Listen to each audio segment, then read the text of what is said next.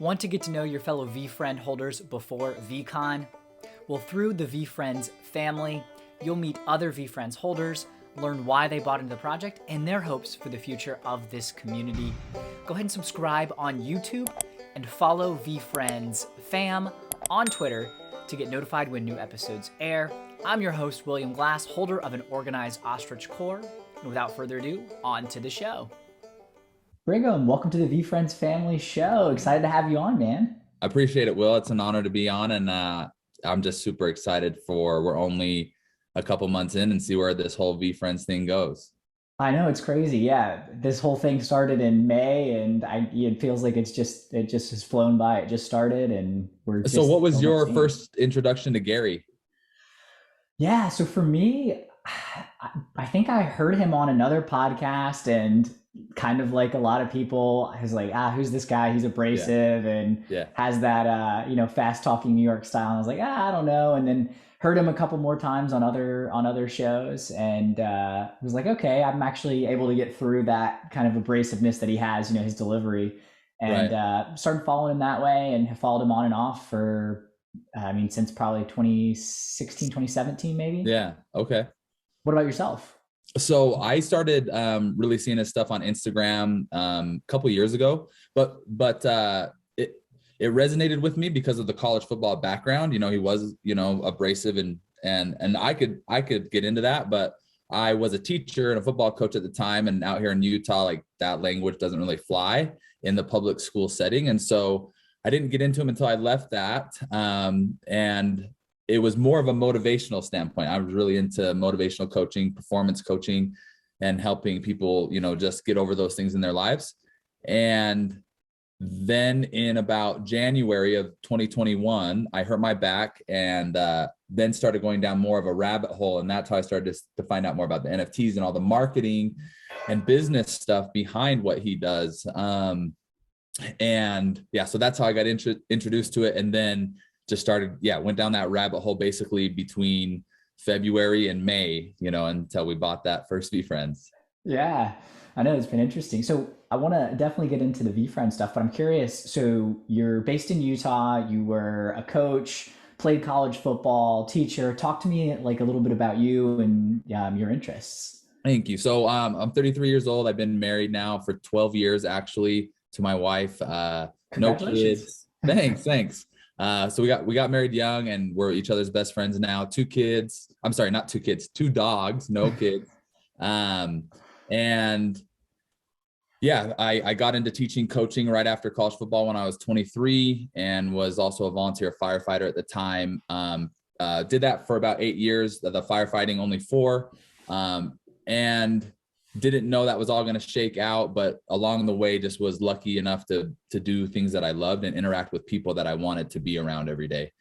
Wanted to start my own business doing coaching. So I got out of teaching and ended up with the Utah Summer Games, which is a nonprofit organization that runs sporting events in Utah. So we host about 10,000 athletes through the year at running sporting events for them. And, so that's a little bit about my background. I'm just into making people better. Like, if you're not better from doing this podcast with me, then I didn't do my job. That's just something that I really believe in. And so I'm super excited to be here. And tell me a little bit about you, Will. Yeah, absolutely. So I can already tell why you bought into VeeFriends just off of that comment right there, right? That community wanting to make people feel better. And I think that's something that makes, obviously this project really unique, and the community that's involved in it. Yep, for sure. So my background. So grew up in Alabama, went to school in Orlando, Florida, played college soccer down at Rollins. Ended up in Thailand for a year after college through the State Department, taught English over there in middle of nowhere between sugarcane fields and rice paddies, and came back after that experience and ended up in software sales. Wow. And then from there moved up to New York City to work for a client, and then started my own company called Ostrich that is helping people achieve their financial goals, and have really been into, entrepreneurship and business. And that's sort of what led me to Gary. So when I was telling you, like, I heard his abrasiveness, I was listening to like the business shows, which are typically more, straight laced and, here's the marketing advice. And he came in, wild and dropping F-bombs and things like that. And I was like, oh, this is a little different than the typical guests. And something I think is really cool about, how he talks about changing to the context of the platform and the people you're around. So that's something I'm learning or trying to be better at, is you want to stay true to yourself, right? But you also want to bend to that context. And it's cool to see someone do it so well, but also be so true to who they are at the same time. Yeah, that's a really great insight, right? I think you're right. He does a great job of contextualizing it to the platform, but it still authentically comes from his voice. And I think that's what's unique, because when you look at, a lot of Instagram or different profiles, and it's easy to get caught in that. It's just so curated that it's hard to to find the real person behind it, Yeah, definitely. So what was it for you? Like, was it hard for you to buy into the concept of NFTs, or what was that process like for you?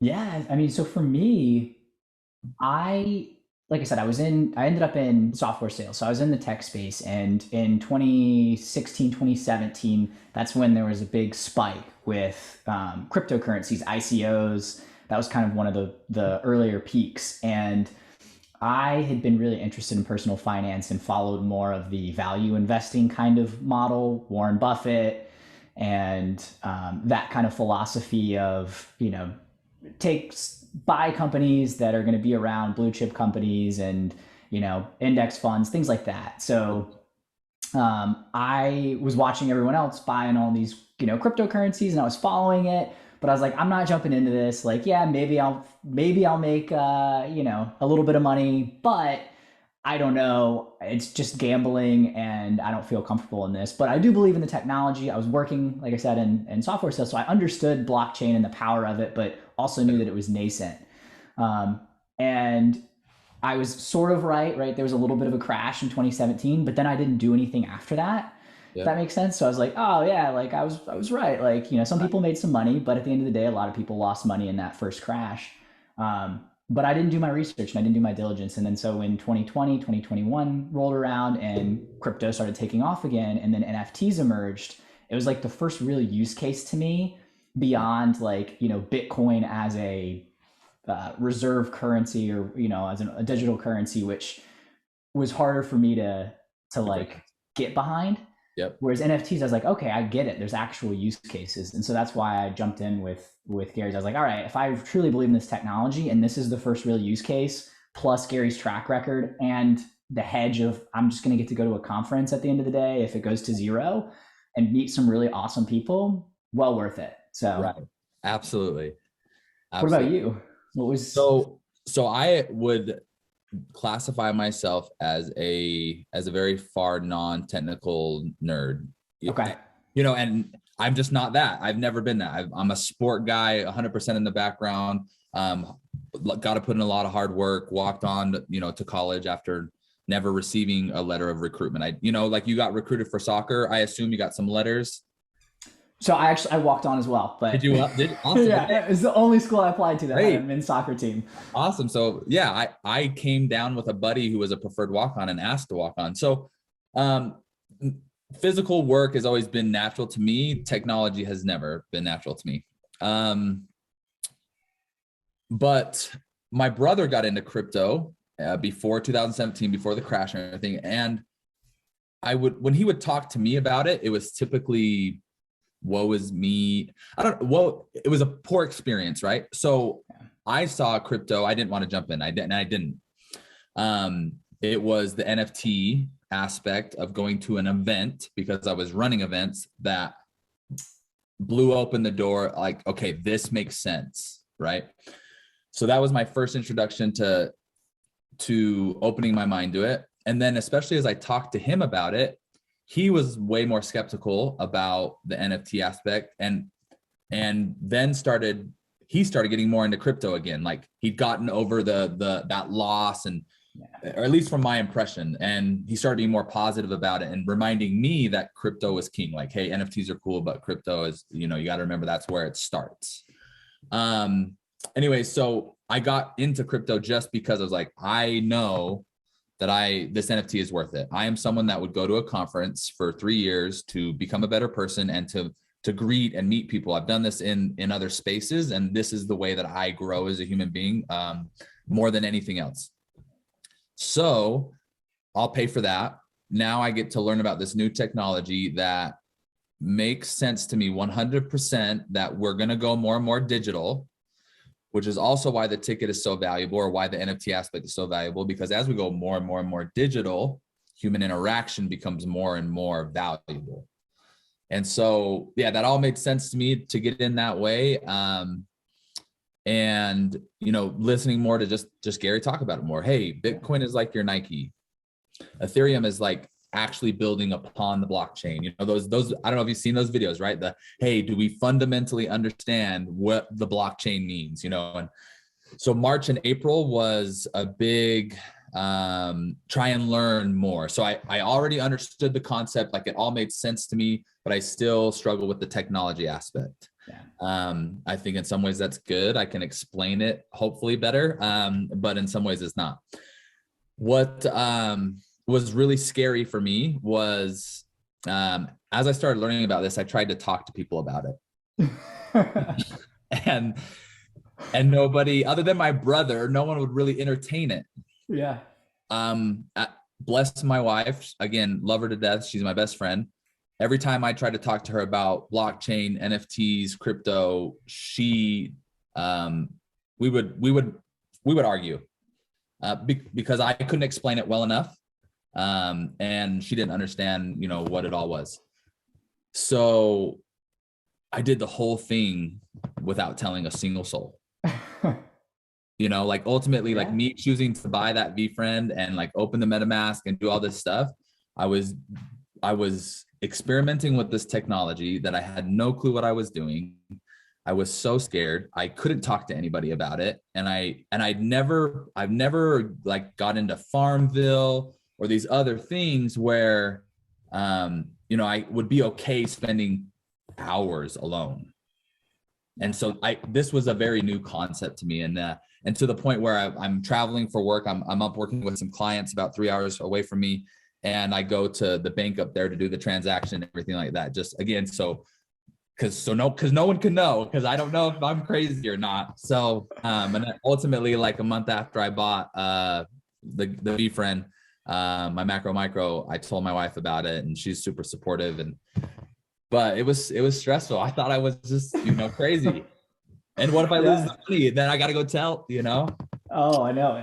I feel you on that too. I did the same thing. I didn't really tell anyone about it. I think I might have like texted someone or a couple people that I knew were like really into Gary, like Gary's content. I was like, hey, like, are you going to be doing this?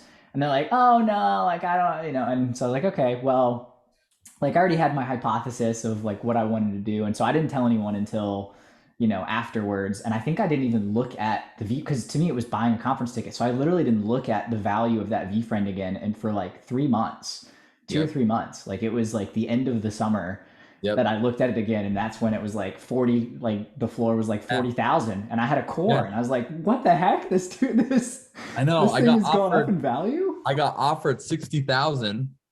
I was like, this is nuts. And then I'm just kicking myself that I didn't get 2. Exactly. You know, just oh my gosh, why did I not get 2? And at that time, it was everything I could. It was everything that I could afford to lose. You know, and so if I look back on that, I have to remember that at that time it was everything that I could afford to lose, and I couldn't justify doing more. And so that I have to be okay with that. And so this next one, so I'm hoping to get 2, maybe 3 V2s and. And if I could buy back into V1, that would be awesome. If I could get like a character, you know, that might be more and more valuable to sell later on, that would be great. And if not, then, you know, just reselling all of the V2s or one of, we'll see how much it is, you know? Yeah, no, it's interesting, right? Yeah. It's kind of, you have to have that leap of faith. So how is that? So as you said, you were like, you know, athlete, you have this team community that you've been building, you're going to events, like you're obviously a very social people person. And you said it was really tough to like sit down. Super social. Yeah, it was really tough. I would sometimes have to, you know, put my phone on put my phone on do not disturb more, or just make myself less available, because getting into it, it would be easy to distract myself if it got hard, right? In learning or like reading, or if I, it would be easy because I have other stuff to do to distract myself, to go back to. And so, being alone, and also kind of being alone, it was after COVID. I didn't really find it during COVID, right? I found it after. And so that was also kind of weird I got out of schedules I got out of my routines. And it was because I was just trying to be alone and do this research and do this stuff when no one could ask me what I was doing, because then I'd have to explain what I was doing. And it didn't always go good when I explained what I was doing. So that's cool. Yeah, no, it's like, it's tough, right? Yeah. Being able to set aside the time to learn something new that is scary and, you don't fully understand. So, well, and even now, there's more better and better content coming out, but how he talks about, he put out some content about how it's going to be a receipt, right? I understood that pretty early on, like that all of those things were going to turn into NFTs. And I think too, when I would start talking about it to people, I would maybe talk to a real estate friend and I'd say, that this is going to replace you. And that wasn't really the right approach, right?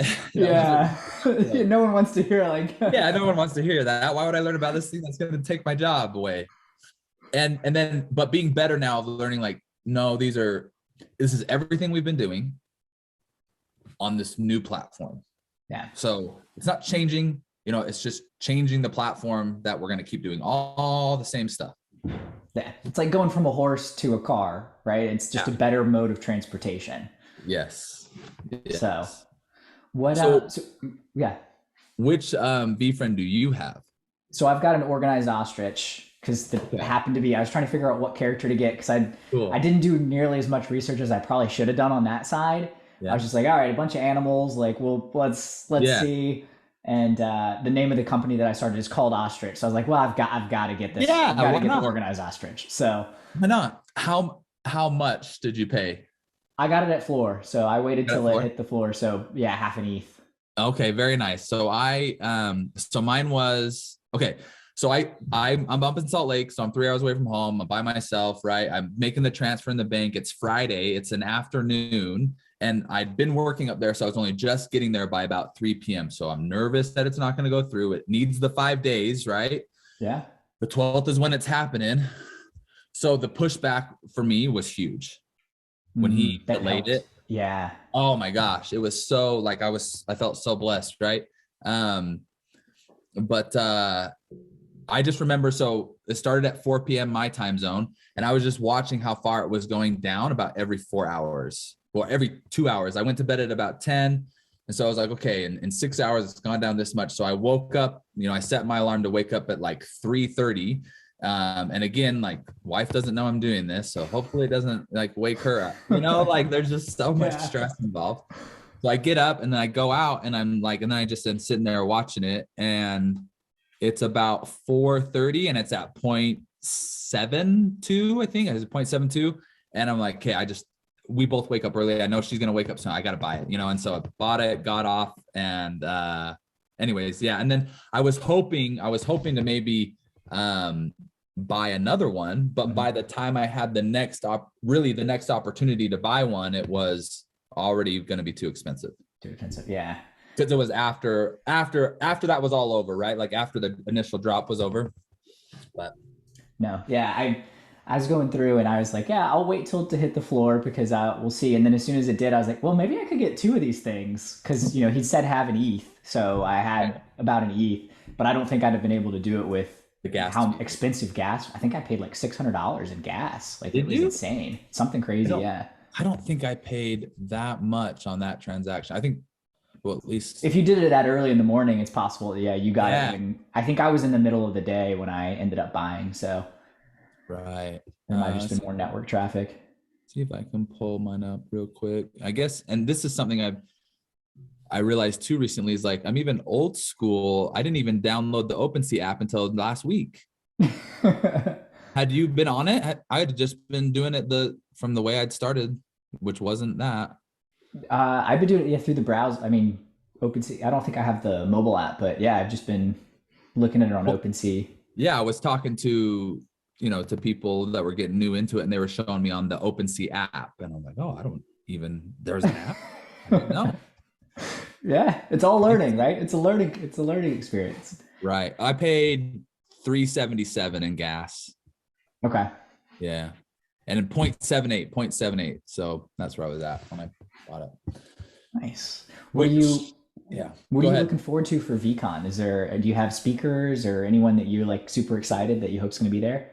So, um, no one that I've really thought about that he's going to bring in. Um, the big dream of mine would be, Gary hasn't talked a lot about CrossFit, but I've heard some of his stuff where he's been in some rooms with people asking questions, and there's been some CrossFit business that's talked there. He did an over underrated on it and thought it was overrated, and just with the people getting hurt. I've been pretty deep in the community, at least out here, since 2012. And there's a lot of cool special things going on. One of the events that we run is a CrossFit event called the Iron Games. And we've been running it for now. This will be our 4th year. And yeah, I just think we have something really special. And the dream would be in some way, shape, or form to work with Gary or work with Gary's company in some way, shape, or form to, like, from a media standpoint, blow it up, or create a lot of value and honestly create a Iron Games Con, right? Or VeeCon, at our location during our event. Going to the CrossFit Games, going to FitCon, fitness festivals, all of those things have always been just very impactful in my life. And so doing the same thing here, and out here in Cedar City, there's only 30,000 people and we're 30 minutes away from 5 national parks. And I just think we have a special place down here for people to come enjoy these special events as well as enjoy the outdoors. And it's an awesome community that we have here in Cedar City. Yeah, that'd be awesome. Have you thought about doing like a mini CrossFit event at VeeCon? Like, is like getting a group of VeeCon folks? Because I know there's people that are organizing stuff like soccer and like other stuff. So I haven't really thought about it. That is a great idea. That's a fantastic idea. I reached out to, I don't know if it was the VeeFriends email or a VeeCon email, but I reached out about trying to get involved and I haven't heard back. I've sent one email, so maybe I should send more.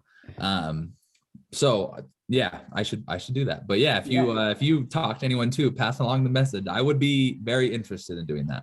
Yeah, so drop it in the Discord because that's where at least the guy who was organizing the like soccer 5v5 soccer was just saying, "Hey, would anyone be interested in this?" And then he started adding people to a list, and just every once or twice a week he just posted and then be like, "Hey, here's who we've got. Anyone else interested?" And he's been able to build up a pretty good list of like 30 people that want to play.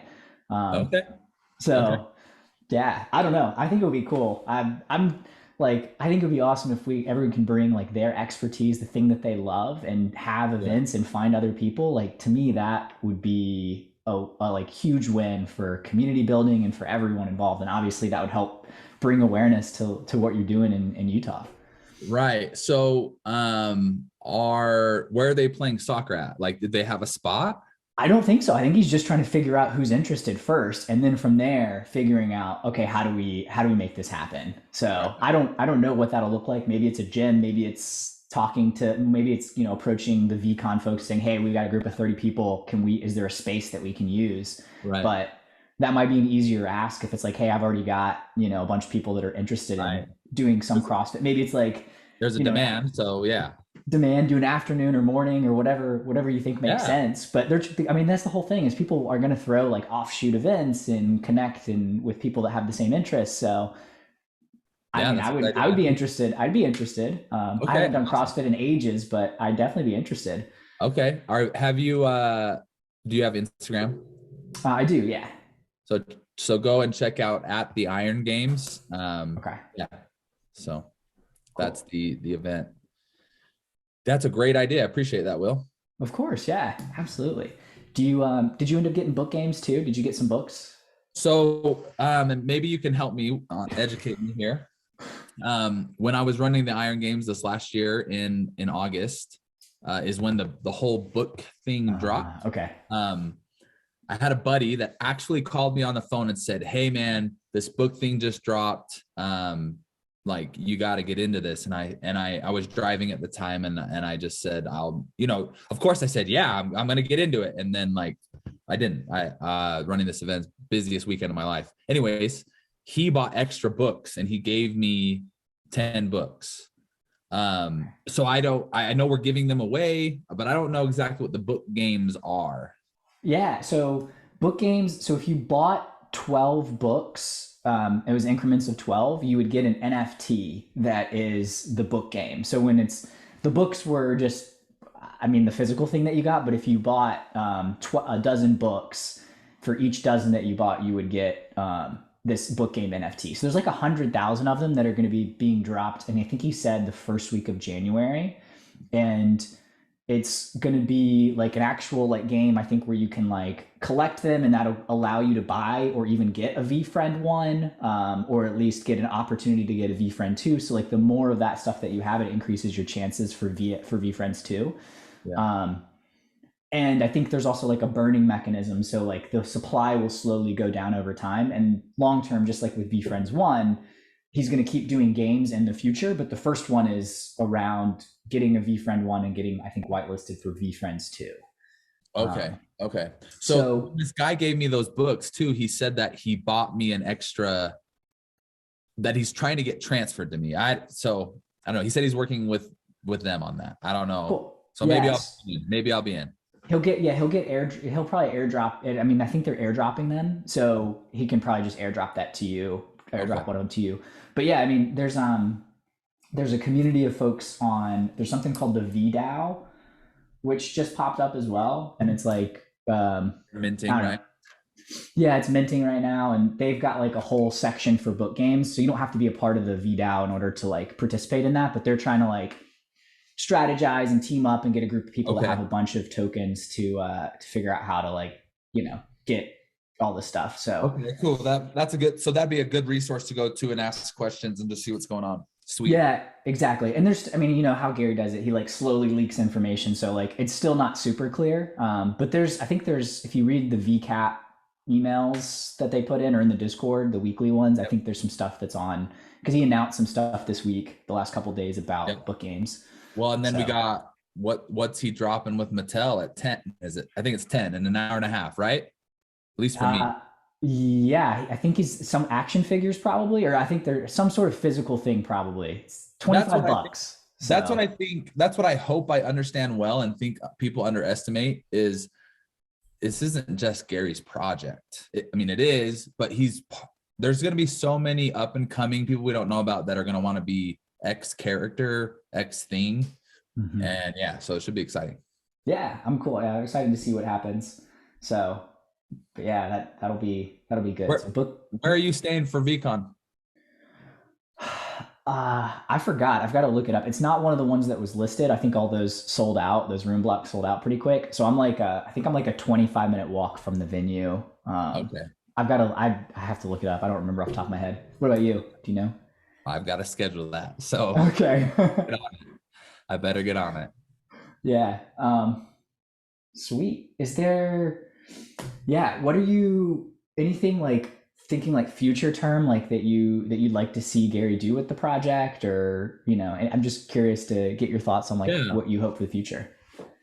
So I definitely hope and believe in the whole Disney vision. I think that I think we'd be extremely ungrateful even if it didn't turn into that, right? There's so many versions under a Disney that are successful, right? So yeah, really believe in that, really like that whole idea process there.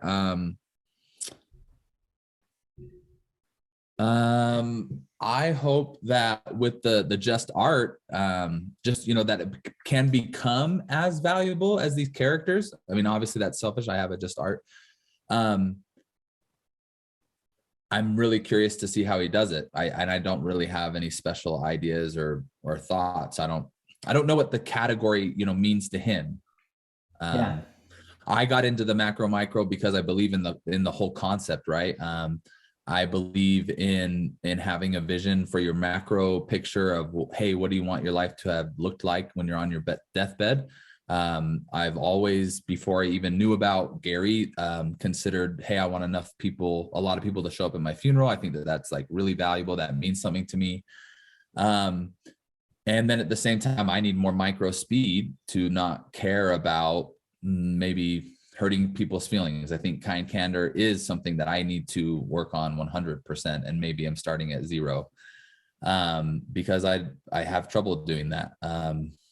So I am excited for the macro micro in regards to, I think that the concept is it encompasses all of the values maybe that are the characters that he has, I like that. Yeah. So how will he show that value? I don't know.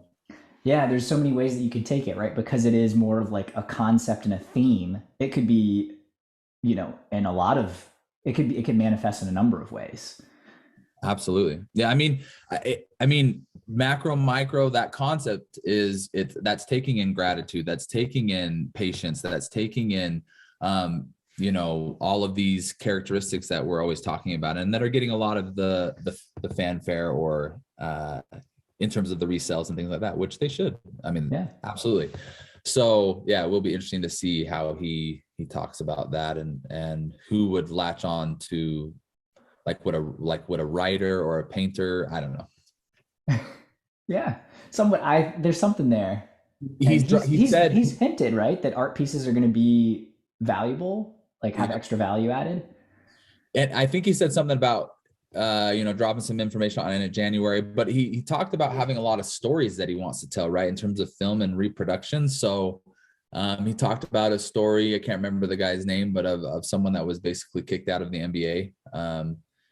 And he's thought that was unjust, and he thinks it's a cool story to tell. And so, okay, does that go into the just art thing or the whole macro micro, based off the storyline? Does that play out where the person's a better person in the macro vision? And who knows?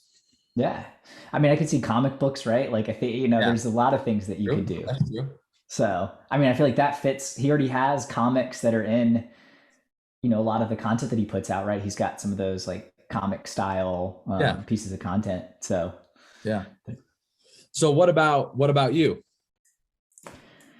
Yeah, I think I would love to see it turn into, the next Disney. And I think it also, NFTs to some degree almost solves some of the IP problems that we have. And I'm just now thinking of this as I'm kind of talking about it, but like technically, like Mickey Mouse should be in the public domain. And Disney's had to get approvals to continue to extend that. But if you think about how NFTs are written, because the ownership, the IP laws, if they catch up, there could be a way where you actually could, keep these kind of things, where there is value to someone that holds like an NFT or something like that. But I think building a brand and associating it with Disney specifically as just, obviously the go-to in terms of content and quality and just consistently creating, value. And then also Disney has such a positive association as a brand. Like people love Disney. I would love to see that, come to fruition. I think, as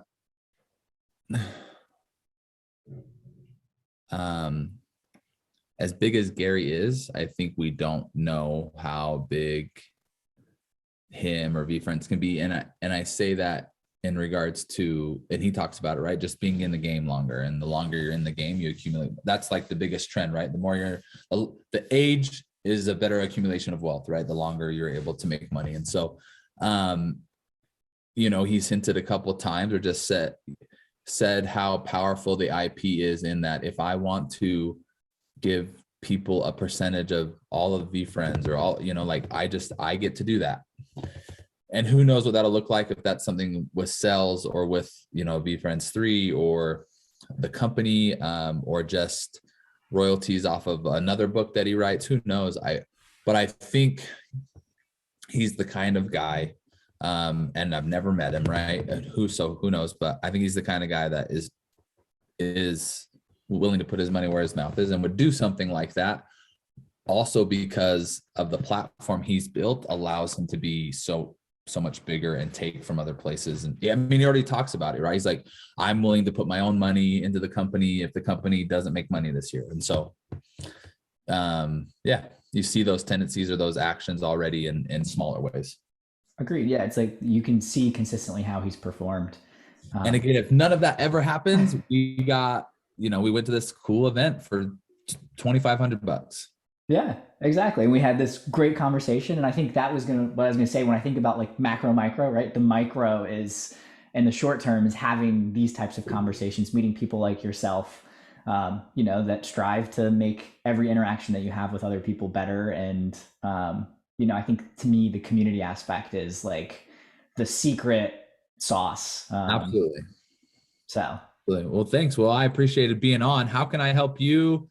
What are you hoping for with the podcast? How can I help you?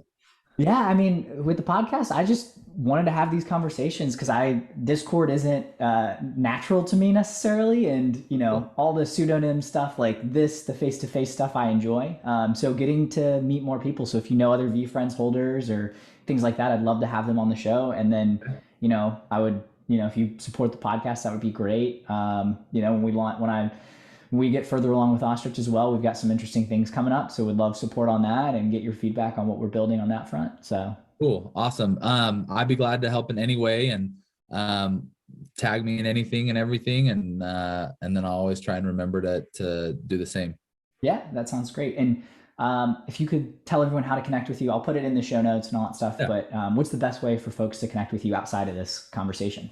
So the best way would be on Twitter at Brigham Nielsen, or on Instagram at Brigham Nielsen, and Nielsen is Nielsen. Perfect. Yeah. Awesome. Well, this was a lot of fun, Brigham. I really appreciate you sitting down. Hey, thanks, Will. Appreciate it. Have a great day. Who's pumped for VeeCon? Smash that like and subscribe button. I hope you enjoyed today's episode, and if you are a fellow VeeFriends holder, I'd love to have you on the show. Shoot me an email, VeeFriendsFam@gmail.com, and we'll get something on the calendar. I'm William Glass, your host and holder of an organized ostrich core. I'm wishing you nothing but the happiness, and I cannot wait to meet you in person at VeeCon.